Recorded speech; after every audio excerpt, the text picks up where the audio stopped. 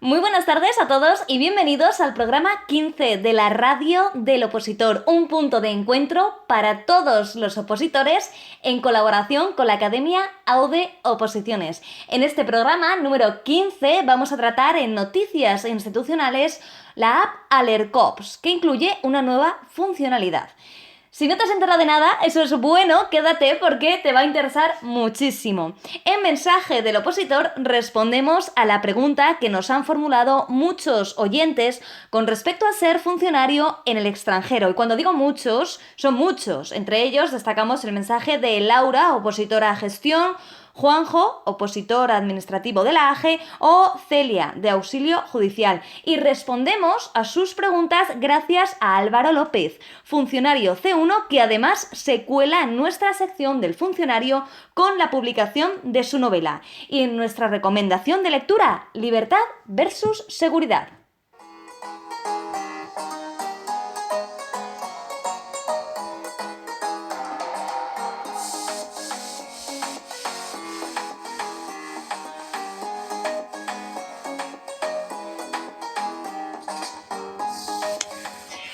Aquí comienza el programa de la Radio del Opositor.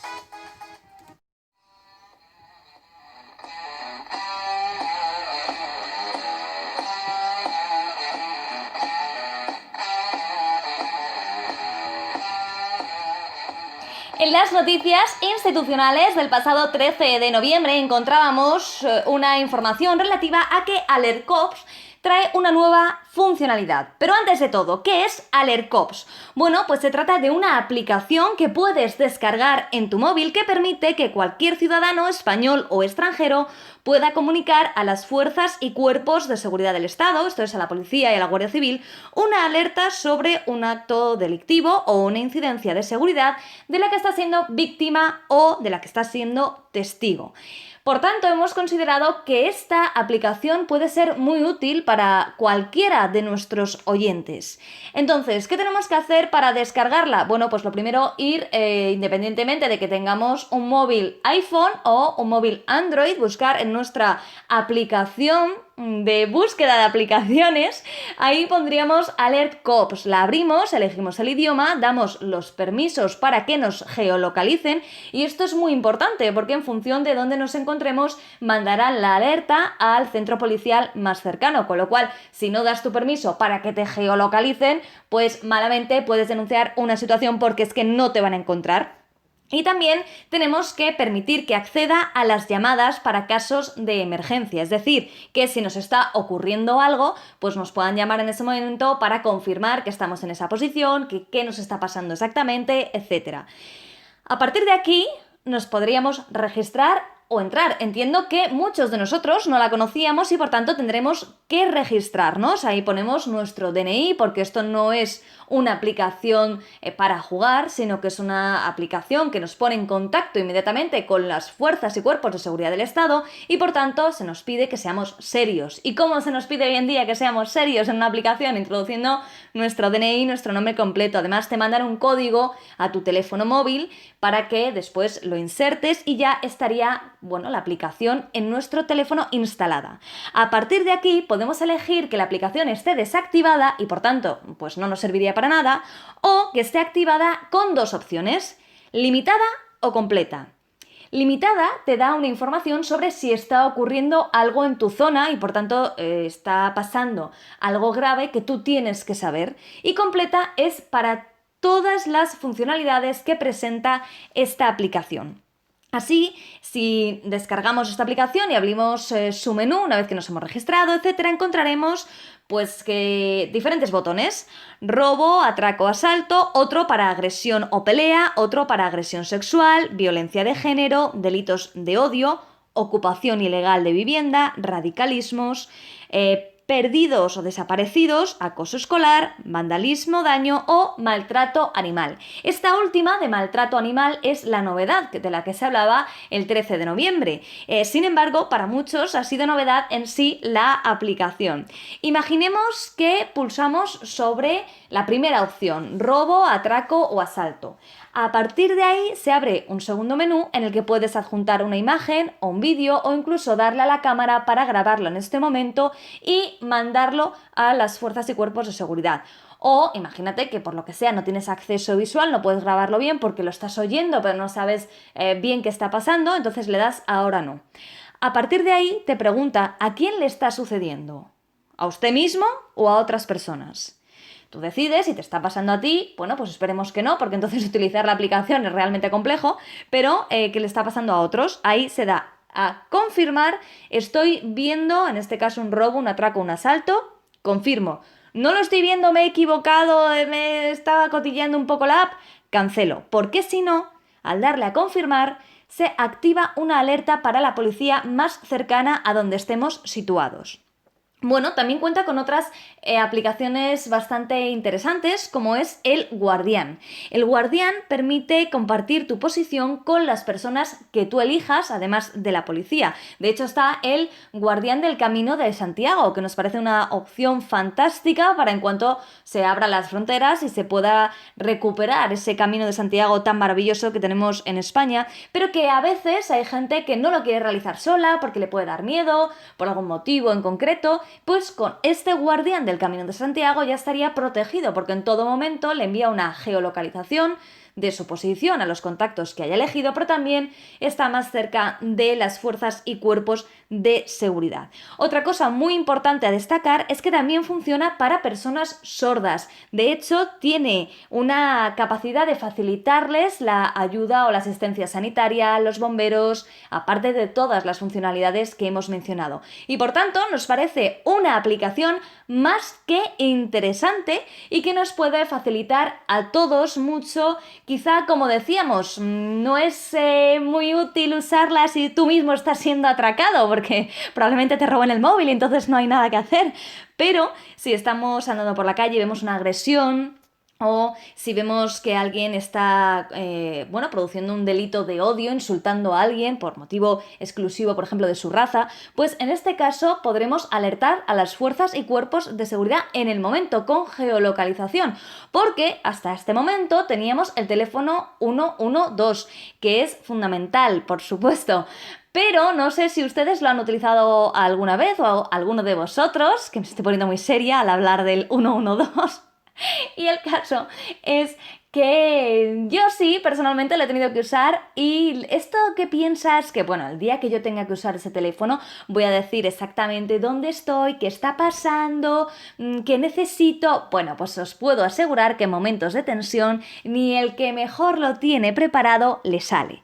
Le sale un batiburrillo de llantos, lloriqueos y exclamaciones en las que la otra persona no entiende nada y probablemente alguno de los trabajadores del 112 me dará la razón y por tanto AlertCops facilita muchísimo este trabajo de ponernos en contacto con las fuerzas y cuerpos de seguridad independientemente de la situación. Esperamos que os resulte útil, no, utilísima. Y si alguien está pensando en ese concepto de libertad, seguridad, aplicaciones, que se quede hasta el final del programa en nuestra recomendación de lectura.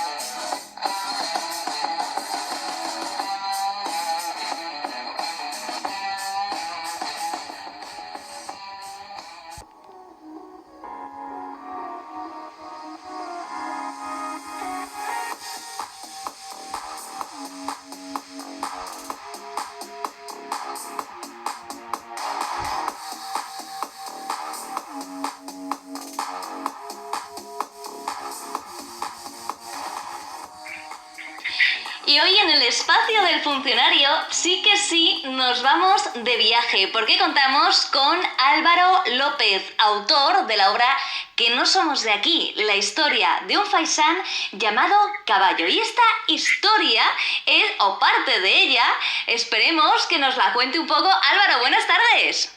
Buenas tardes, Blanca, ¿qué tal? Muy bien, ¿cómo estás? Muchas gracias por atendernos. Muchas gracias a ti, estoy muy bien. Bueno, tenemos muchísima curiosidad por profundizar un poco en esta obra, por conocerte, por saber de ti. Tenemos muchas preguntas que hacerte, pero vamos a empezar por tu libro. Adelante, dime. Bueno, cuéntanos, para ubicar un poco a nuestros oyentes, tenemos que decir que Álvaro ha estado viviendo en el extranjero. Y a partir de ahí ya cuentas tú lo que quieras, Álvaro. Bueno, así es. Yo aprobé las oposiciones de auxiliar en el 2005. Estuve primero destinado a la agencia tributaria, luego en el Ministerio de Cultura, y de ahí pegué el salto al Ministerio de Asuntos Exteriores, a una plaza directamente en la Embajada de España en Malasia. Ajá. Y entonces, pues una vez allí, tenemos que retroceder al año 2009, pues yo enviaba una serie de correos electrónicos cada cierto tiempo a mis más allegados, contando cómo me iba, ¿no? Porque evidentemente llegar a un país, empezar de cero, sin tener amistades, pues te tienes que ir buscando tu sitio, ¿no? Y al principio es un poco durillo, digo. Y nada, y entonces pues mandaba al principio correos electrónicos cada semana, luego cuando estaba más asentado pues ya cada mes, luego cada 2 meses, y los iba guardando, ¿no? Y la gente decía que se reía mucho, que escribía muy bien, que debería escribir un libro, y yo me quedé con la copla, ¿no? Y entonces el libro está basado en esos emails. Es evidente que los emails los he tenido que retocar mucho. En esa época, en el 2009, lo de tener portátil, todo el mundo su portátil no era tan común. Yo tenía que ir a un centro de internet, me sentaba y a lo mejor me pasaba de 2 a 3 horas escribiendo, ¿eh? Y recuerdo que no había ni acento, ni la ñ, todo eso lo tuve que rehacer y escribir de una manera más formal. Claro, porque en el 2009 yo creo que ni siquiera había WhatsApp, ¿no? No, en esa época eran los Nokia de toda la vida. El patatófono. No había smartphone. Claro. No. Y entonces se iba a algunos oyentes que a lo mejor acaban de terminar la carrera dirán, ¿eso qué es? Pero se iban a los ciber, ¿no? Sí, era un centro de internet. He de decir que eso fue a lo largo de los primeros meses. Luego ya me hice con un portátil. O sea, en el verano del 2010 ya tenía mi portátil, ya escribía desde casa. Pero los primeros meses no. Uh-huh. Entonces el título del libro es que no somos de aquí, porque no éramos de allí, estábamos despatriados, y en el libro cuento también pues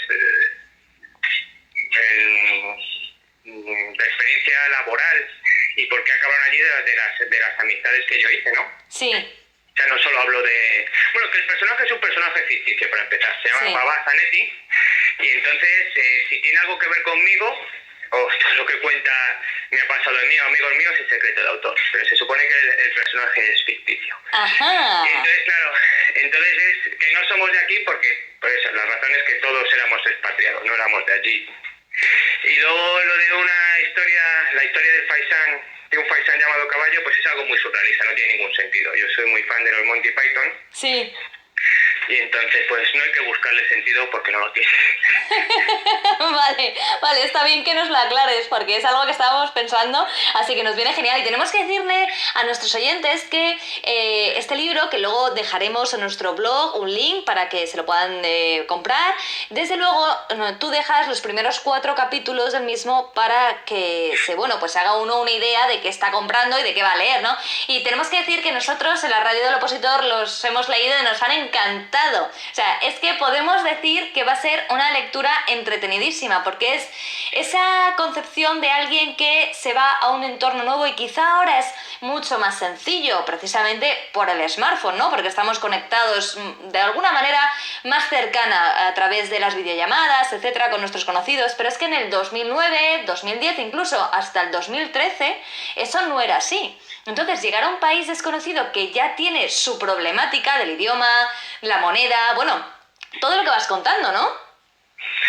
Sí, bueno, al principio, pues yo de Malasia, pues no conocí. Bueno, pues las Petronas sí me sonaba por la película de Sean Connery. Sí. Pobrecillo, que en paz descanse. Sí. Me sonaba y poco más, ¿eh? Claro, es que llegas a un sitio completamente nuevo. Y entonces, pues, es verdad que antes de llegar leí un poco, pero vamos, yo tenía unas ganas enormes de viajar, de comerme el mundo, pero vamos, no conocía a nadie, a nadie. Sí, Entonces, pues llegar y pues tienes que buscar un piso y tienes que hacerte un hueco para tener vida social. Y bueno, pues a unos les cuesta más que a otros. Yo al final, pues al cabo de la semana me desenvolví muy bien y he hecho unas amistades, pues vamos, unos amigos increíbles, amistades que sigo manteniendo, por supuesto. qué bien y qué bonito, además. Pero Sí. una duda que tenemos, ¿en qué momento decides tú irte fuera?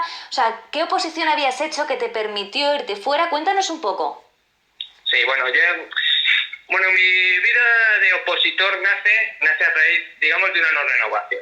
Yo estaba en una empresa privada, trabajando en el mundo de los seguros, tenía 26 años y ya todo el mundo tiene dudas existenciales, unos más, otros menos, y yo con 26 años decía, solo se vive una vez y yo no quiero pasarme el resto de mi vida vendiendo pólizas de seguros. Ajá. Con todo el respeto a la gente que se dedica al sector, Claro. y que tengo muy buenos amigos que siguen trabajando en el mundo del seguro, eso ya depende de cada uno. Sí. Y entonces estaba en una correduría de seguros y no me renovaron. Bien renovado, ¿eh? Bien, o sea, que estaba bien no renovado, digamos. Sí. Y entonces, pues, te planteas, tienes 26 años, tenía una pequeña indemnización y había que empezar de cero, ¿no?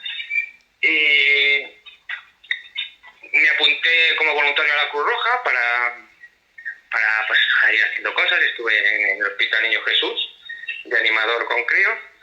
Y entonces, claro, mi familia, oye, que estés de voluntario con la Cruz Roja, pues muy bien, pero del aire no puede vivir nadie. Entonces fue cuando ya me plantearon las oposiciones y me dijeron, mira, sácate unas oposiciones y empieza por unas de auxiliar y te irás subiendo y ya tienes una base que no te van a quitar y todo es para mejorar, ¿no? Puedes la promoción interna o algún día tienes una experiencia, pero ya tienes algo. Ya a final de mes vas a tener una cantidad, un sueldo de por vida, ¿no? Sí. Que es algo muy importante. Entonces fue cuando decidí opositar y cuando aprobé las oposiciones de auxiliar administrativo de la Administración General del Estado. Pero aún así yo, sobre todo en esa época, era un espíritu inquieto, muy inconformista, muy rebelde y quería más, ¿no? Yo trabajaba por las mañanas en la agencia tributaria y por las tardes tenía otro trabajo, iba a trabajar en una notaría. Y luego durante mis vacaciones me fui de voluntario 2 veranos seguidos a Guatemala, a colaborar con una ONG. Lo de la Cruz Roja ya lo dejé de lado por tiempo, porque teniendo 2 trabajos, pues ya tenía menos tiempo para dedicar a la Cruz Roja, ¿no? Y entonces de la agencia tributaria pasé al Ministerio de Cultura y yo en el Ministerio de Cultura, pues hablando con la gente, decía, pues hombre, pues a mí me gustaría salir al exterior, hablando de la ECI, sobre todo de la Agencia de Cooperación Internacional de Desarrollo. Como diciendo, ya que estoy trabajando como funcionario, pues si puedo ayudar a la gente, tener un sueldo mejor que mejor, ¿no? Que yo me lo había planteado esas oposiciones a cuando empecé, las de asuntos sociales, que las llevaba el ayuntamiento por aquel entonces, ahora no sé cómo irá el tema, pero eran unos temarios complicadísimos y muy pocas plazas, ¿no? Y entonces un amigo mío, Diego, en Cultura, me dijo, pues tú sabes que te puedes ir a embajadas y a consulados, pues como funcionario. Y yo no tenía ni idea. Y me explicó el procedimiento. Bueno, el procedimiento es estar pendiente del web cuando salen las convocatorias y echar la estancia. Sí. Y pasaron meses, estuve echando. Cierto es que pedía sitios donde supiera sobre todo que iba a estar bien, muy bien. Sí. No países, porque hay países pues más complicados, donde la seguridad hay que valorarla, ¿no? Hay países que, hay que tener más cuidado que en otros. Claro. Y al final me dieron Malasia. En Malasia estuve 4 años y luego en Filipinas 5 y ahora he vuelto a Madrid, estoy en el Ministerio de Asuntos Exteriores y preparando la promoción interna para el cuerpo de gestión. O sea que sigues opositando. Sí, sigo siendo opositor. Oye, y una pregunta, después de haber vivido esas... O sea, bueno, porque tienes que haber vivido de todo en esos casi 10 años que has estado fuera. ¿Cómo se vuelve uno al opozulo? ¿Cómo se vuelve uno a meter a estudiar? La verdad es que me costó mucho, mucho. Pero bueno, incluso lo llegué a dejar, Sí, pero lo retomas y vuelves a leer lo mismo, y claro, esta es la vida del opositor, ¿no? Lo que la primera vez tardaste en leer o en que te sonara 2 horas, pues cuando llega la 10ª vuelta, pues es 1 hora, cuando iban 20 veces es 15 minutos, ya te van sonando las cosas y cada vez sabes más cosas y ya ves que es más factible el aprobar, que se están convocando muchas plazas y que hay que seguir, sí.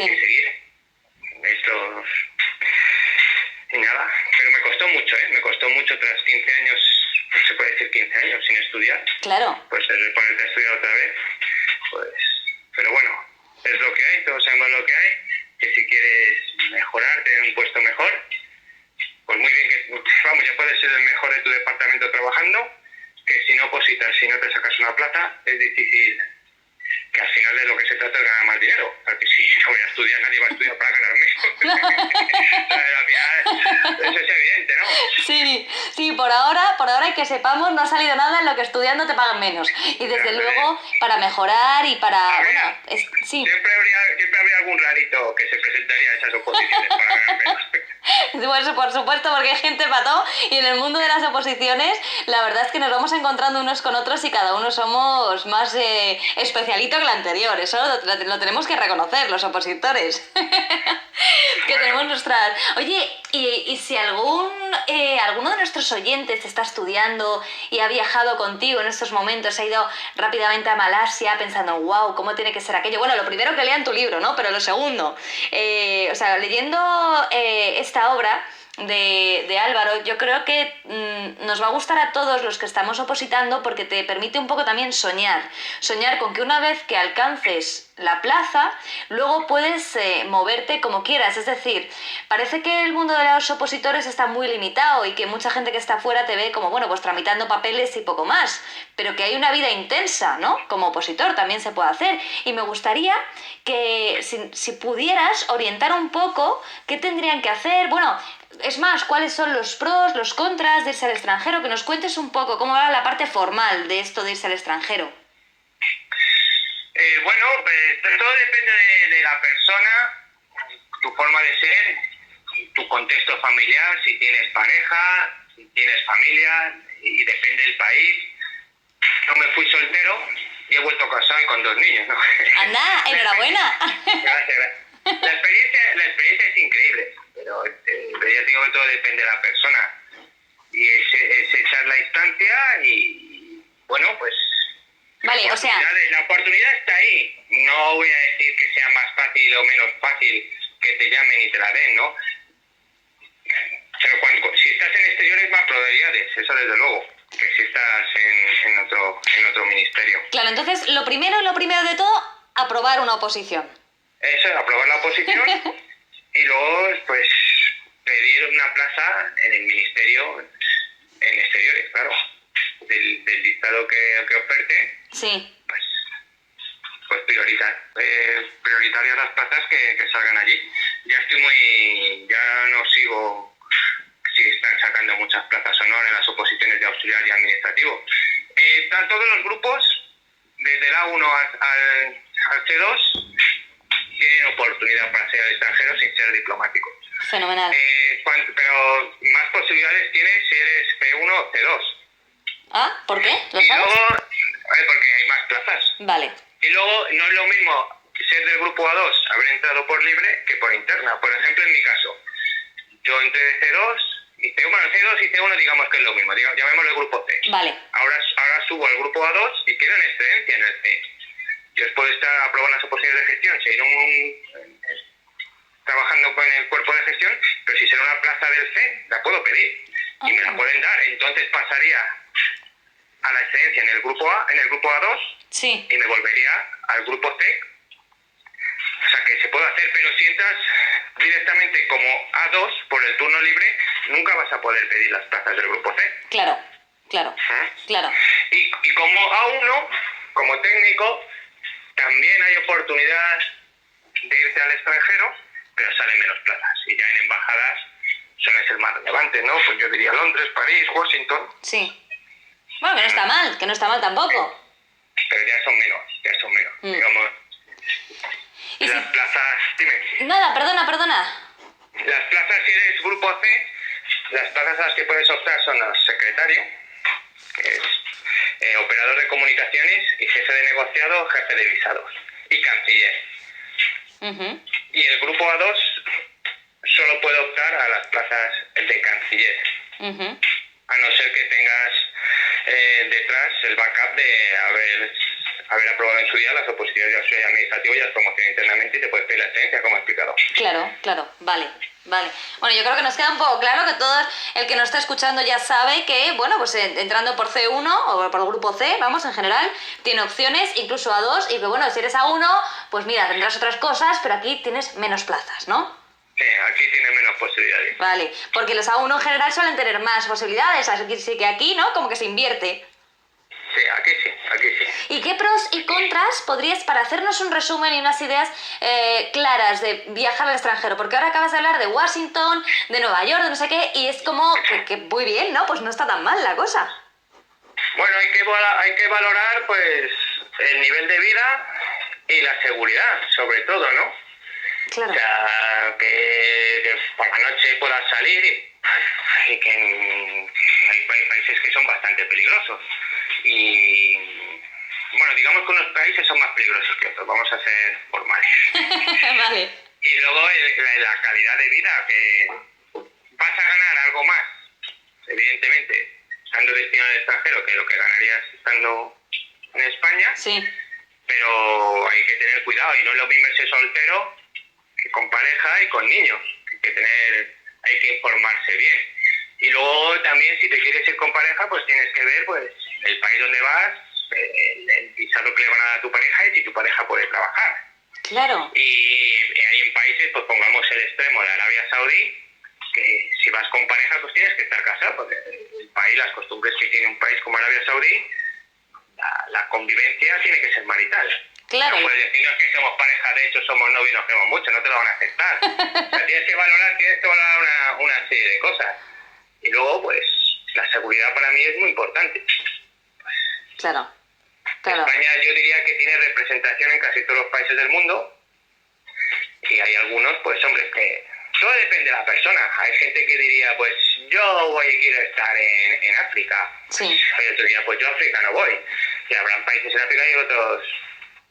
Hay países que estarán mejor que otros en lo relativo a la seguridad, igual que en Latinoamérica. Pues hombre, pues a lo mejor en El Salvador, pues perderte por la noche paseando por cualquier barrio, pues no lo puedes hacer. Claro. Sí. Pero en Washington, pues a lo mejor sí. Sí. Claro, lo que pasa...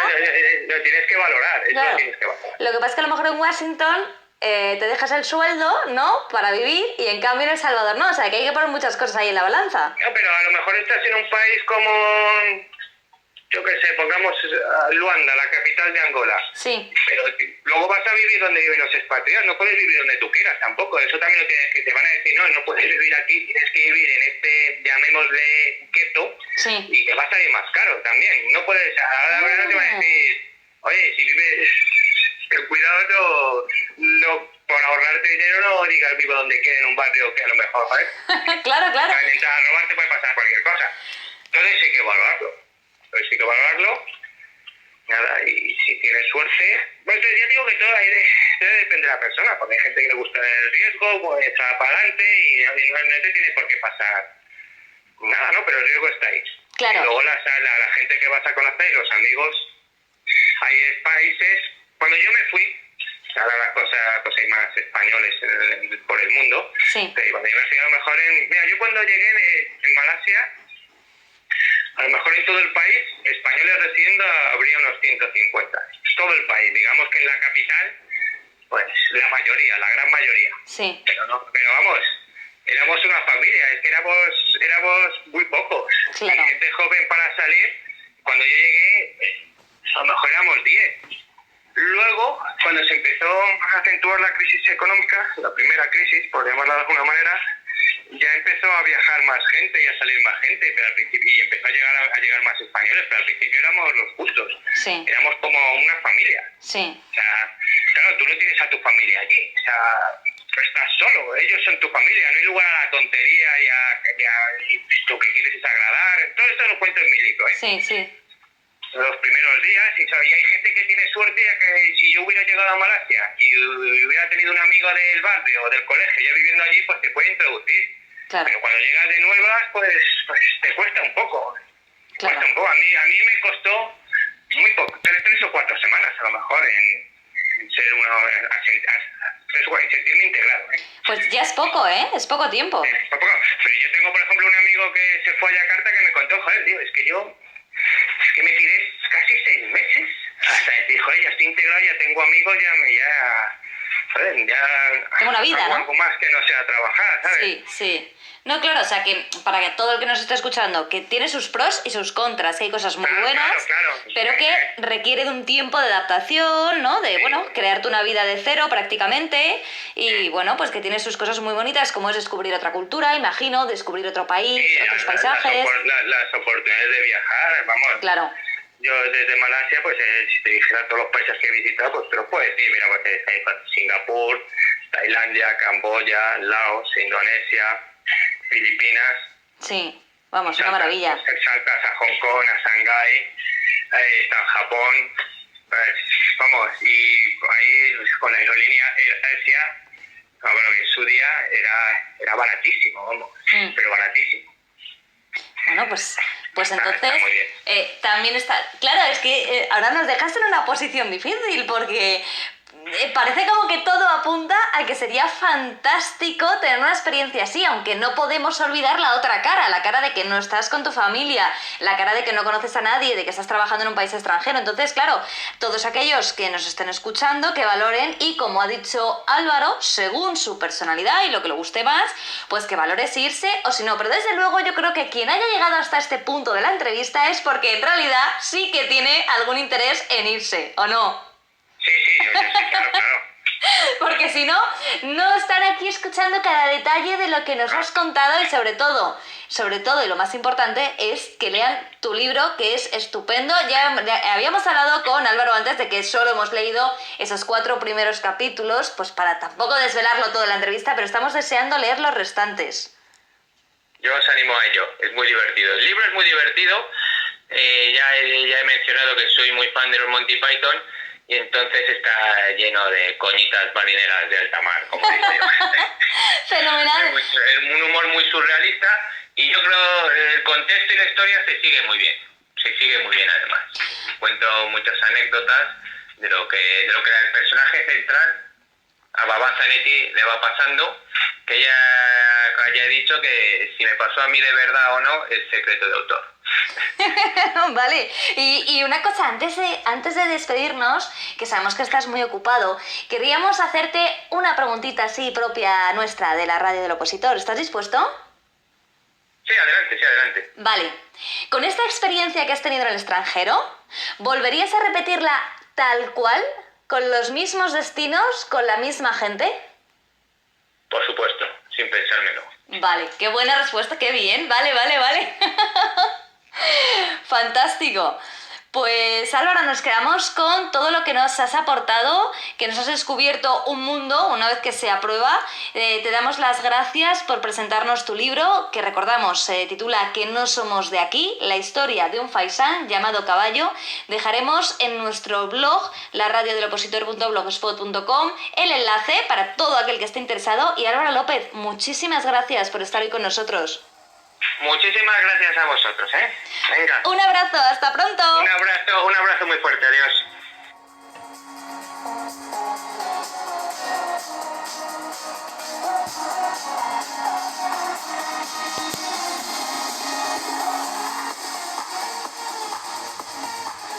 Interesantísima la conversación con Álvaro, nos ha abierto un montón de posibilidades para todos aquellos que estamos opositando. Nos ha invitado a viajar, algo que nos encanta.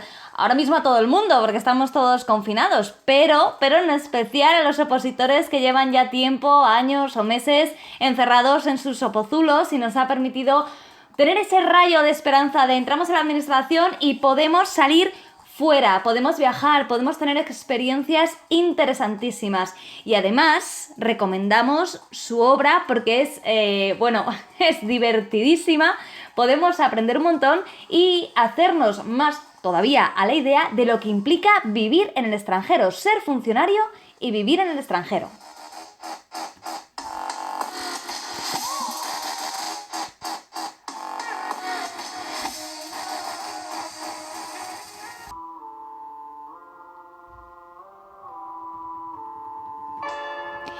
Se nos acaba el tiempo, pero os habíamos prometido una buena recomendación de lectura, porque probablemente a muchos de los oyentes la aplicación que hoy presentamos en el programa les puede llevar a recordar esos estados en los que los vecinos se denuncian unos a otros y que desgraciadamente hemos vivido con el confinamiento en una situación que se consideraba propia del pasado. Sin embargo, hemos de percatarnos de que en realidad cualquiera de las acciones que nos permite denunciar Alert Cops es delito.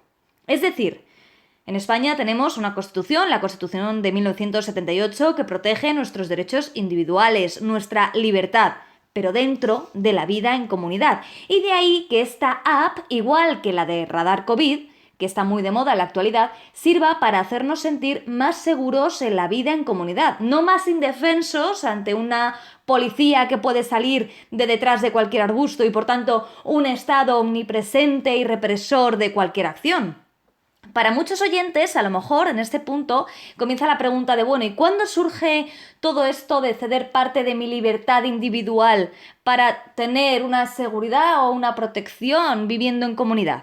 Si esto es lo que te preguntas, te recomendamos que leas la obra de Thomas Hobbes, El Leviatán, puesto que con esta obra, comienzan las denominadas teorías contractualistas. Este concepto de teorías contractualistas forma parte de la filosofía política y hace alusión a esa especie de contrato por el cual los individuos consentimos que haya normas, que no las hemos puesto nosotros, que a lo mejor cuando nacimos ya estaban, que haya penas, si cometes un delito, pues que haya una pena, que haya policía que vigile que quien comete ese delito, pueda ser interceptado en el momento, gracias al ERCOPS, y que haya instituciones que juzguen. ¿A cambio de qué? Bueno, pues de que me protejan a mí. Todo esto, esta filosofía política, recibe el nombre de teorías contractualistas y comienzan básicamente con la obra de El Leviatán de Thomas Hobbes y luego se van desarrollando. No sabemos si os interesará más o no, pero seguramente en otro programa podamos hablar de la evolución de estas teorías contractualistas. En cambio, si lo que te interesa es el concepto de seguridad en sí, podemos adelantarte que es un concepto que para la teoría de las relaciones internacionales ha evolucionado.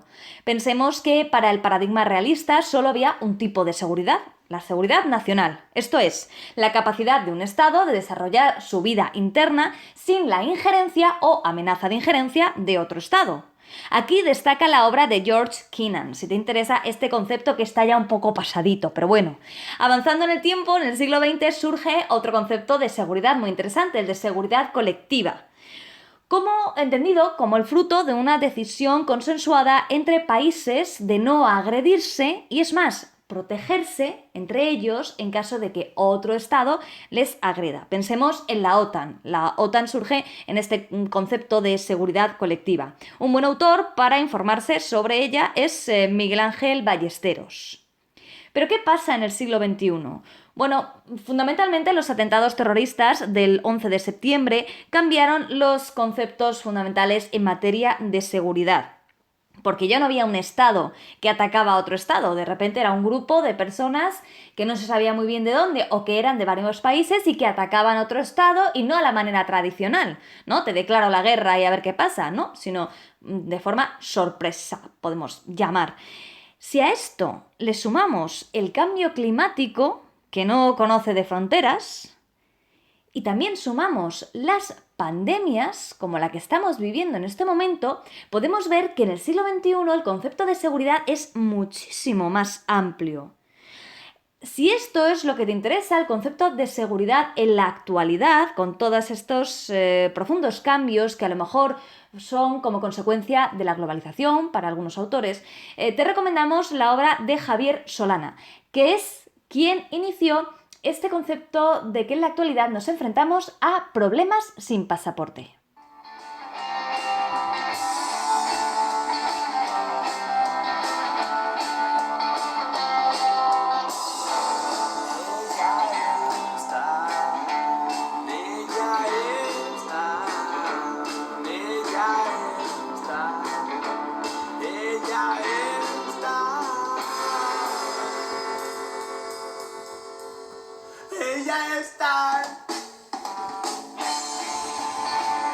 Muchas gracias por haber escuchado el programa 15 de la Radio del Opositor. Esperamos que te haya resultado súper interesante y, lo más importante, súper entretenido. Ya sabes, nos puedes dejar los comentarios que quieras en YouTube, también en nuestro blog y también en Facebook, la Radio del Opositor.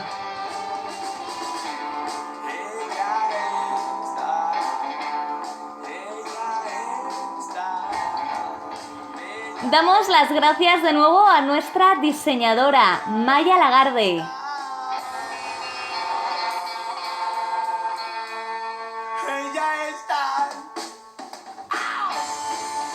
Te esperamos en el programa 16, que esperamos que también te resulte muy interesante.